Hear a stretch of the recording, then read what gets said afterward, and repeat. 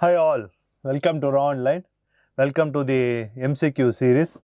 Today we will be dealing with one important physiological mechanism involving pulmonary artery, that is hypoxic pulmonary vasoconstriction. Coming to the first question. Hypoxic pulmonary vasoconstriction refers to pulmonary venoconstriction in response to alveolar hypoxia, or whether it is pulmonary artery vasoconstriction in response to low regional alveolar PO2, or it is systemic artery vasoconstriction in response to hypoxia, or is it bronchoconstriction due to reduced arterial oxygen content. So, hypoxic pulmonary vasoconstriction refers to nothing but pulmonary artery vasoconstriction in response to low regional alveolar PO2. Here you can see two alveoli, and this is the pulmonary capillaries, in short small pulmonary capillary arteries.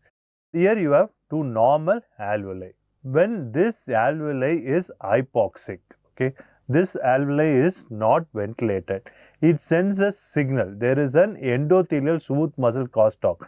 This hypoxia is transmitted to the vessel and there is vasoconstriction. This hypoxia causes the pulmonary artery to vasoconstrict so that the blood flow is diverted to the normal alveoli.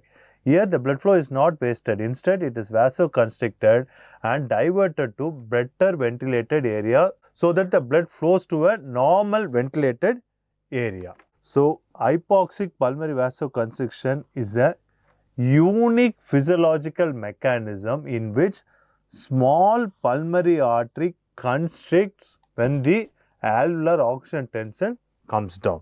The stimulus for hypoxic pulmonary vasoconstriction is the regional alveolar hypoxia rather than general arterial hypoxemia. The primary function of hypoxic pulmonary vasoconstriction is to optimize the ventilation and perfusion matching by constricting the vessels supplying the poorly ventilated alveoli. The blood flow is directed to a better ventilated alveoli where gas exchange is more efficient. So, some less efficient area, it transfers the blood to a better efficient area where ventilation is there. So, gas exchange can happen. HPV differs from systemic circulation where hypoxia causes vasodilatation. In systemic circulation, hypoxia causes vasodilatation, but in pulmonary circulation, the hypoxia causes vasoconstriction. Here in systemic circulation, the vasodilatation caused by hypoxia helps to increase tissue perfusion and oxygen delivery.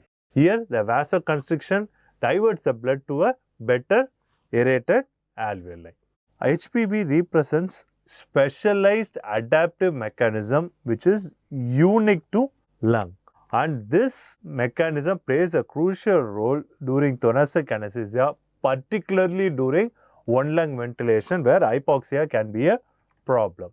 By reducing perfusion to the non-ventilated lung and diverting the blood to the ventilated lung, hypoxic pulmonary vasoconstriction decreases the intrapulmonary shunt and also helps to maintain the arterial oxygenation. Now coming to the second question. Which reflex is associated with hypoxic pulmonary vasoconstriction? Euler-Leger-Strand reflex, Heering-Buller reflex, Bainbridge reflex, or Bézard-Joris reflex, which is associated with HPV? The answer is Euler-Leger-Strand reflex. They both are Swedish physiologists identified the HPV first in 1946. Quite a recent phenomenon. 80 years before, they identified this as a pathological adaptive mechanism to alveolar hypoxia. And this is the still only known vascular feedback control mechanism in the lung. The blood from the collapsed alveoli is transmitted to the better ventilated alveoli. Now coming to the third question. Which of the following statement is correct? Hypoxic pulmonary vasoconstriction respond in acute fashion to hypoxia and there is no delayed response.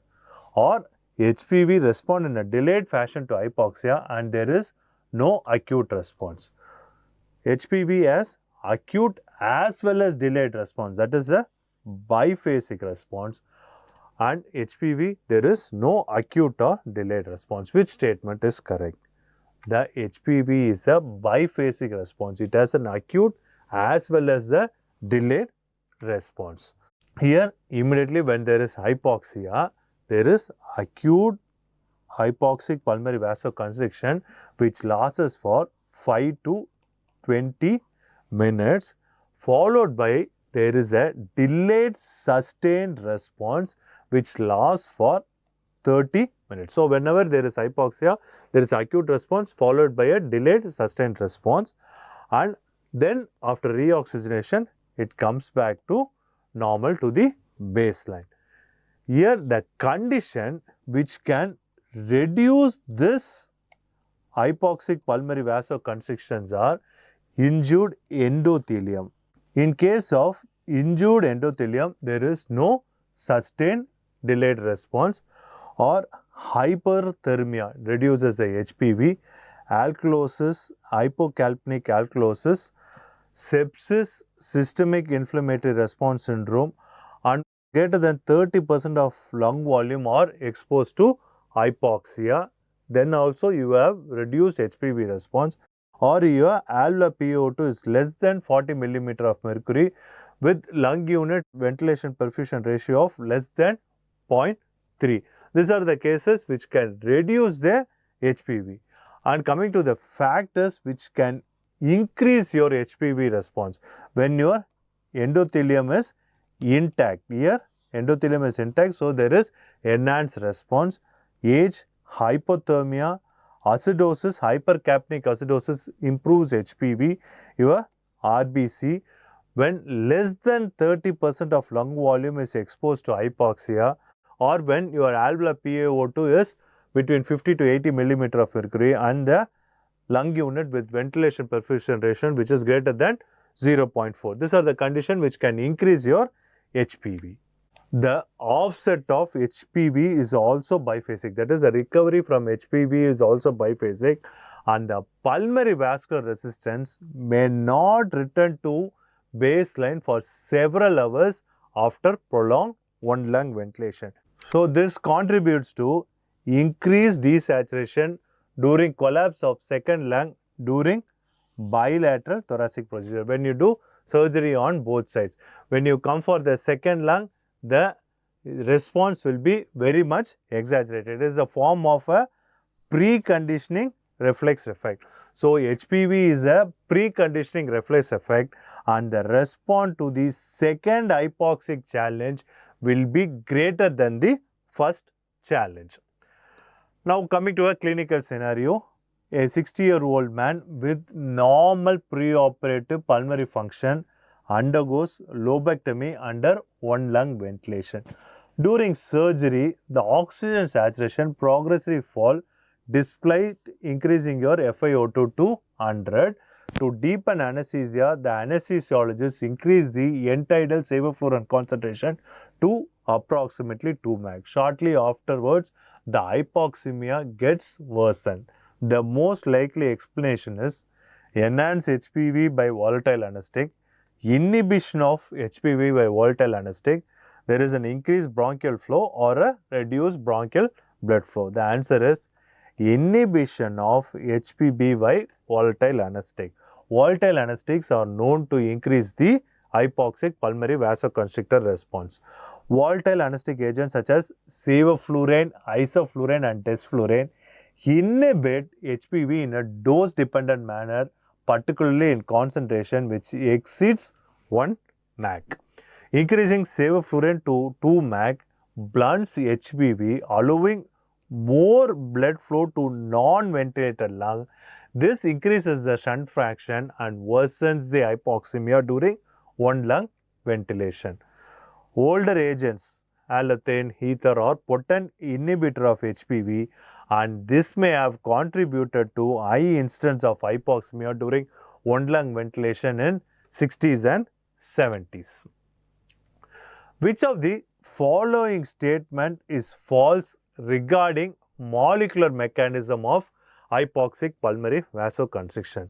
There is transient increase in calcium during the acute phase, sustained increase in calcium in the delayed phase, stimulation of potassium channel, calcium sensitization plays a role in delayed response. Which of the statement is false?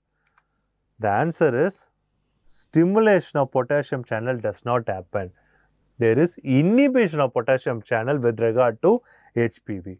So, whenever there is hypoxia in the alveoli, look at the cellular component and the extracellular component. In the endothelium, endothelium derived constricting factor, as I said earlier in the animation, where there is endothelial smooth muscle crosstalk and there is pretone depolarization. So, hypoxia happens. Here there is calcium release from stores and inhibition of potassium channel.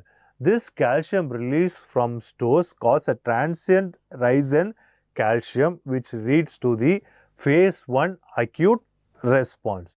This inhibition of potassium channel causes calcium entry via voltage gated channel. There is going to be sustained rise in calcium which causes sustained phase 2 response.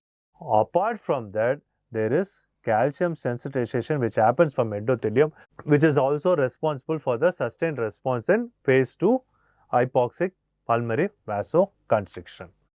Here the endothelium is normal and you can see the phase 2 response happening with HPV. But when the endothelium is disturbed or absent, the sustained response is missing. So, endothelium plays a major role in the delayed response of hypoxic pulmonary vasoconstriction. Which of the following statement is true regarding hypoxic pulmonary vasoconstriction? Acidosis potentiates or augment HPV while alkalosis inhibits or attenuates. High and low lung volume do not affect hypoxic pulmonary vasoconstriction. High cardiac output increases HPV response.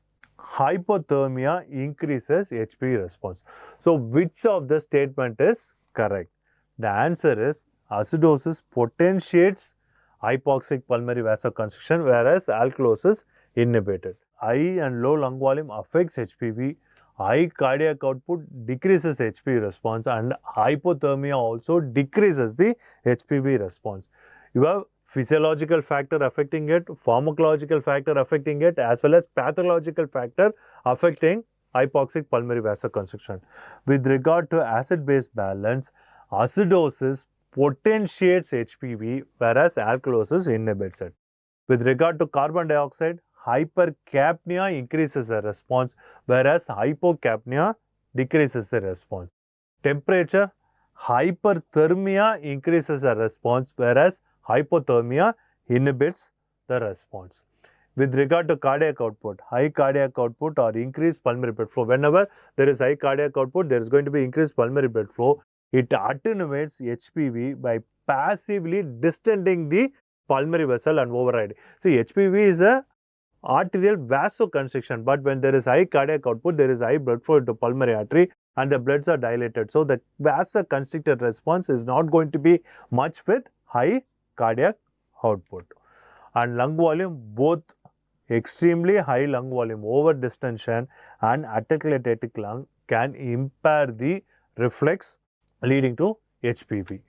Coming to pharmacological factor, inhalational agent inhibits HPV in a dose dependent manner and intravenous agents like propofol generally have little or no inhibitory effect. Coming to vasodilators, medications such as calcium channel blocker, beta agonist, isoproterenol and pulmonary vasodilator, inhaled nitric oxide all suppress the HPV because they are pulmonary vasodilator, which is reverse of HPV. Coming to pathological factor, in case of inflammation and sepsis, there is going to be decreased response. Inflammatory mediator and systemic impair the oxygen sensing pathway involved in pulmonary smooth muscles.